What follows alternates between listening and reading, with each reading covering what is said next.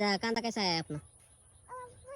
बहुत अच्छा है ना। वो पेरू की चटनी की है, अभी ये चटनी शुरू की है, पेरू की चटनी करने का। जैसे तुमको पेरू आवड़ता है, कांदा आवड़ता है? पेरू ना। पेरू का कलर कैसा आता है? ये दुखी की वजह से कुछ तो रोक पड़ा है ऐसा लगता है पेरू के ऊपर। मुझे पता है। पर पेरू के तो बड़ा होता तो अच्छा दिखता है। बड़ा होता है तो आज का बड़ा कब होगा पेरू? थोड़ा सा आजारी पड़ रहा है ऐसा लगता है ना पेरू। हाँ। हाँ। जला से कांदा पीक गया होगा। पेरू की चटनी करना पड़ेगा। आणि लसूण देख नाही का तुमको? लसूण खाती है का तुम? लसूण लहसुन का खुरपन हो गया है, अभी इसको पानी देना पड़ेगा। खद डाला है मागच्या वेळेस।